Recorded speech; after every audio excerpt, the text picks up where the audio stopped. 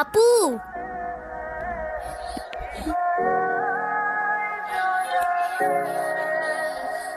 আপু তাড়াতাড়ি আয়, ঈশান ভাই আসছে।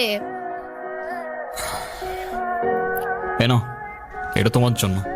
Thank you. দেখি কি। আমাকে দিছে না?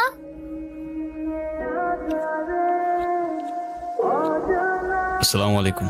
ওয়ালাইকুম আসসালাম। বসো। বাবা, ও ঈশান। হ্যাঁ, সে তো দেখলাম। কি করো তুমি? আমি এলএলবি-তে লাস্ট ইয়ারে আছি। ও, স্টুডেন্ট। তোমার উদ্দেশ্যটা কিন্তু আমি বুঝতে পারছি। জি স্যার। তোমাদের মতো ছেলেরা কেন আমাদের মতো বিজনেসম্যানের মেয়েকে টার্গেট করে, কিসের লোভে, সেটা আমার খুব ভালো করে জানা আছে। বাবা, কি বলছো এসব? তুমি চুপ করো, আমি কথা বলছি। তোমার ফ্যামিলিতে আর কে কে আছেন? বাবা মা দুজনেই আছেন, কিন্তু ফ্যামিলি বলতে আমি একা। তার মানে আমি তো ঠিক বুঝলাম না। তারা আমার সাথে থাকে না, সেপারেটেড। ও, বুঝতে পারছি। তা প্রবলেমটা কার ভেতরে? বাবা মাকে ছেড়ে চলে গেছেন নাকি মা বাবাকে? আপনি ঠিক কি মিন করতে চাচ্ছেন আমি ঠিক বুঝলাম না স্যার। আই মিন, ক্যারেক্টারের প্রবলেমটা কার ভেতরে ছিল, তোমার বাবার না মার? আরে সমস্যা তো আপনার ক্যারেক্টারে। You don't even know the basic manners. কিভাবে কারোর সাথে কথা বলতে হয় সেই ভদ্রতাটাও শেখেন নাই আপনি। আমাকে আসছে আমার বাবা মা নিয়ে কথা বলতে। আর হোয়াট ইউ মিন ভাই, তোমার মতো ছেলে? হ্যাঁ, কি টার্গেট করছি আমি? আপনার টাকা? অবভিয়াসলি, তা নয় তো কি? আপনার হয়তো আমার ব্যাকগ্রাউন্ড সম্পর্কে ধারণা নেই স্যার। আপনাদের মতো সো কল্ড বিজনেসম্যান আমার বাবার অফিসের লাইন দিয়ে দাঁড়িয়ে থাকে। আমি এখানে আসছি শুধুমাত্র ওকে ভালোবাসি বলে, সেকেন্ড কোনো উদ্দেশ্য সমান নাই। তুমি তো একটা বেয়াদব। তোমার ক্যারেক্টার সম্পর্কে আমি খুব ভালো করে জানি। তুমি রাস্তাঘাটে মাস্তানি করো, আর তুমি কি করে ভাবলে যে তোমার মতো একটা স্কাউন্ডারের হাতে আমার মেয়েকে তুলে দেব? তো আপনার মেয়েরে কে বলছে আমার হাতে তুলে দিতে? আমি বলছি? বাসায় ডেকে আনছেন অপমান করতে। আপনার বাবা মাই তো আপনাকে ভদ্রতাটা শেখাইতে পারেনি। আপনি আসছেন আমায় জাজ করতে।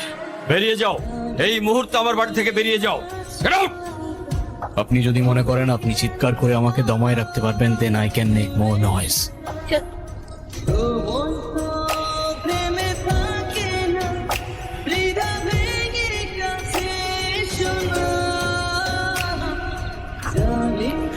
তুমি এটা কেন করলা? ঈশান, আমি তোমাকে বারবার বলছি বাবার সামনে রাগটা একটু কন্ট্রোল করে ভদ্রভাবে কথা বলতে। আমার জন্য এতটুকু করতে পারলা না? আমি বাবাকে অনেক কষ্ট করে ম্যানেজ করছি। তুমি জাস্ট একটা বার কি সরি বলো, সবকিছু ঠিক হয়ে যাবে। আমি কেন সরি বলবো? উল্টা তোমার বাবাকে বলো আমাকে এসে সরি বলতে। ঈশান, ফল্ট তোমারও ছিল। তুমি বাবার সাথে শাউট করছো।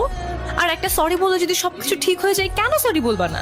কারণ আমি সরি বলি না, আর বলবো না। বলছি তো বলবো না, ব্যাস। তোমার ইগোর জন্য না তোমাকে কিছু বলতে আমি ভয় পাই। সেদিন তুষার সাথে যা করছো, তারপর থেকে তোমাকে কোনো কিছু বলার সাহস পর্যন্ত আমি পাই না। এরকম চলতে থাকলে দেখবে একদিন আমিই চলে যাব। তো যাও না, তোমাদের আর কেউ আটকায় রাখে নাই। রাখছি, আমি আটকায় রাখছি। ঈশান প্লিজ, একটু বোঝার চেষ্টা করো। তুমি বাবার কাছে গিয়ে একটাবার সরি বললে সব ঠিক হয়ে যাবে। আরে আমি সরি বলবো না ভাই, বলবো না আমি সরি। এটাই কি তোমার শেষ ডিসিশন? এখন কি তোমার পেন আর পেপারে সাইন করে বলতে হবে নাকি? ঈশান, আমি যদি আজকে এখান থেকে চলে যাই, হয়তো আর কোনোদিন ফিরে আসবো না। আবে তো যাও না, কে আসতে বলছো তোমাকে? যাও।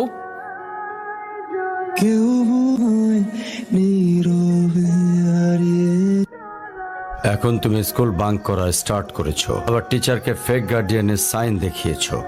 এমনটা আমি তোমার কাছ থেকে কখনোই আশা করিনি নানু ভাই। ভাইরা, নানু ভাইকে সরি বলো। আই ডোন্ট সে সরি, আমি সরি বলবো না। ভাইরা সরি বলো। আমি কি করলাম? আমি কেন সরি বলবো? কখনো কখনো আমাদের ভুল না থাকলেও সরি বলতে হয়। বেসিক্যালি ওর কোনো দোষ নেই। ওকে মার্কশিটের সিগনেচারটা আমিই করে দিয়েছিলাম, আর ওকে আজ স্কুল বাঙ্ক করতে দেওয়াটাও আমার ঠিক হয় নাই। তো ওর হয়ে আমি ক্ষমা চেয়ে নিচ্ছি। সরি। কি হয়েছে স্যার?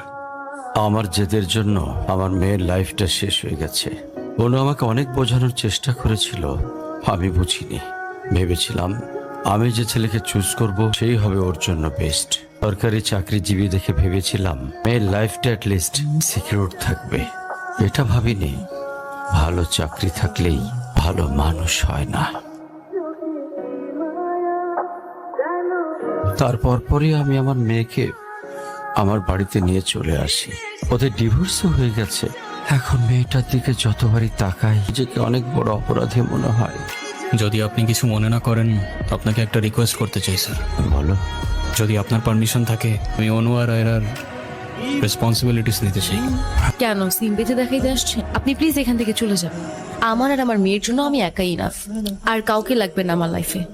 আর কারোর যদি কোনো সমস্যা হয় বলে দিলেই পারে। আমি এখান থেকে অনেক দূরে চলে যাব।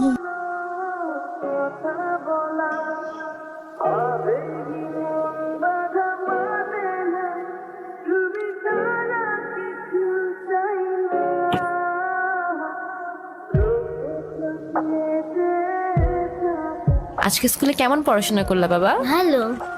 টিফিন সবগুলা খাইছিলা? সব শেষ করছো তো? ঈশান, কেমন আছো তুমি? তোমাকে যে কত খুঁজছি আমি। তাই কেন আসেন এখানে বারবার? আপনাকে নাচতে নিষেধ করছি? প্লিজ চলে যান তো, আমাদেরকে একটু শান্তিতে থাকতে দেন।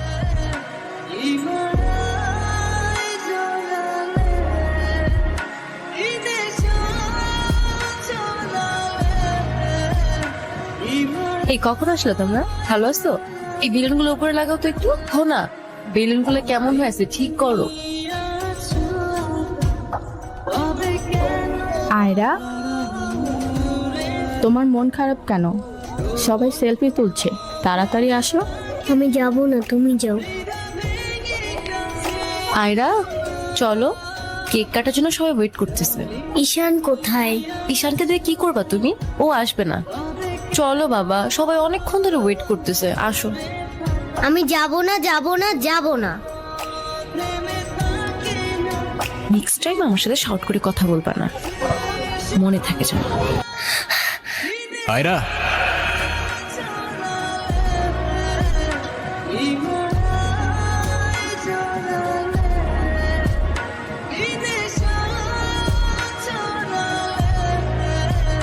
হ্যাপি বার্থডে বন্ধু।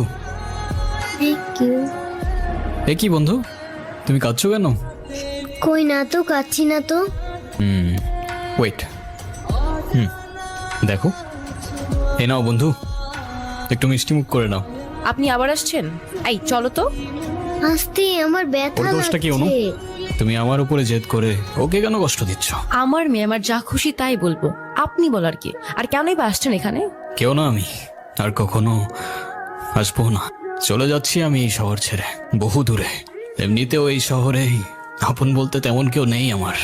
শুধুমাত্র শেষবারের জন্য আমার ছোট্ট বন্ধুটাকে দেখতে এলাম।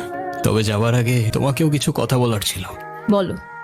বাবা মা থাকতেও তাদের ভালোবাসাটা কখনো পাইনি আমি। ছোটবেলা থেকে একা একা থাকতে শিখে গেছি। শুধুমাত্র এইটুকু বলতে চাই যে আমার জীবনের মতো অ্যাটলিস্ট ওর জীবনটা হতে দিও না। আমার উপরে থাকা অভিমানগুলোর জন্য তুমি ওকে কষ্ট দিও না। থেকো ছোট্ট বন্ধু, আর তুমিও ভালো থেকো। আসি।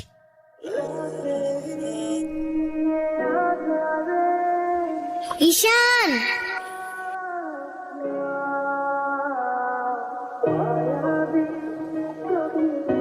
কি?